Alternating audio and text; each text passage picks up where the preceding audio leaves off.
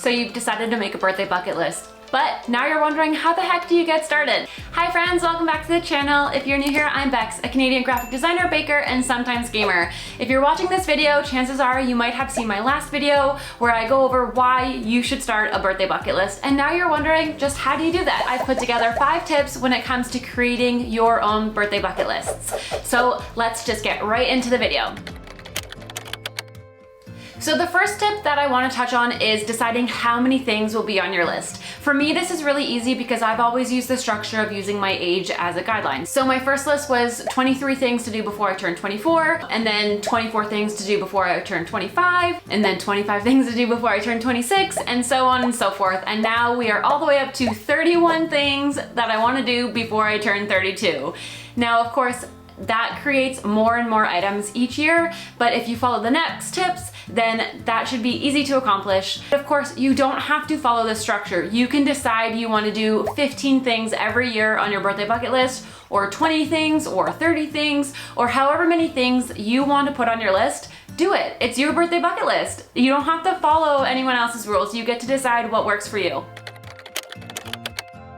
The second tip that I have when you're creating this list is to break it into different categories that are meaningful to you. I personally like to think of it in different areas of my life. So financial, relationships, adventure or travel. I really like to do crafts, so I usually have some sort of craft related items on my list. I also really like personal development, and I like to have some sort of fitness related goal so that those things that are meaningful to me stay top of mind. So take a look at your life and figure out what kind of different buckets are meaningful to you. Do you want to save money? Do you want to be better off financially? Do you want to build more travel into your life? Do you want to build more adventure? Do you want to practice different daily habits? What kind of things are meaningful to you? And then create those categories, and then within those categories, give 1 or 2 or 3 or 5 or 6 different items on your list, depending on how many items you decided to put on your list in step 1.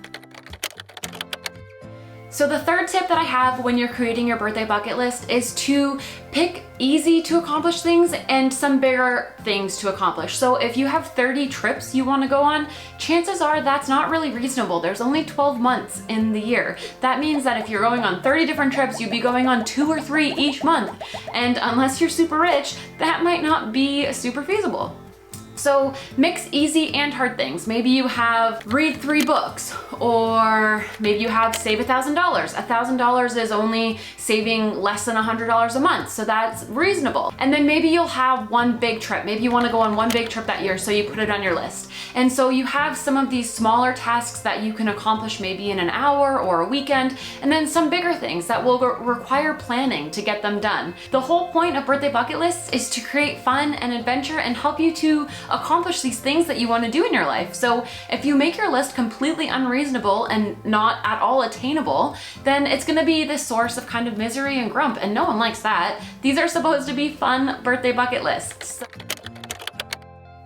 Step number 4 for creating your list is to determine how you're going to document it. Maybe you're going to just journal about it in a notebook, in which case go get a notebook to document it in.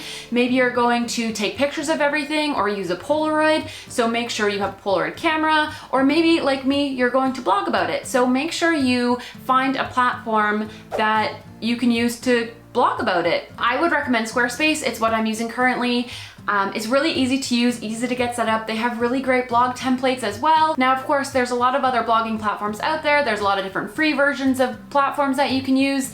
So be sure to do your research and decide how you're going to document your list.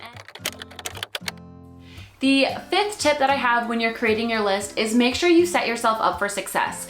Some things require some tracking. So for me this year on my list, I have streamed 50 times. So I'm gonna create a tracker where I can fill in a bubble every single time I stream so that I know how far I am on that progress. I also have complete 100 Peloton rides or workouts. So of course I'm gonna create another tracker and hang that in my workout room. So every single time I complete a workout, I can fill in that bubble and I'll be able to see and track my progress. So you can also do this if you're trying to save money. Create a tracker somewhere that you can fill in how much money you've saved. You just want to create these daily reminders and set yourself up for success so that some of these items on your list that are going to take time to complete, you're actively making progress and you're actively reminding yourself to do those things so that you can complete them on your list.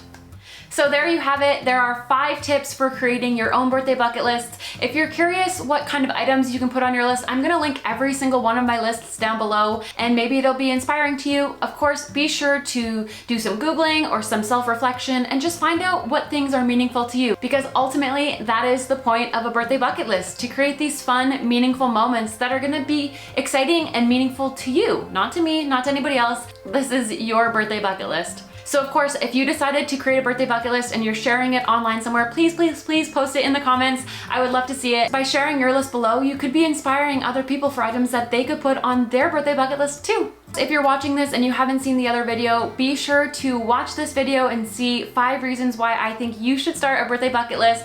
And of course, if you want to check out my birthday bucket list, I'll leave a link in the description down below. So I will see you guys in the next video. Bye!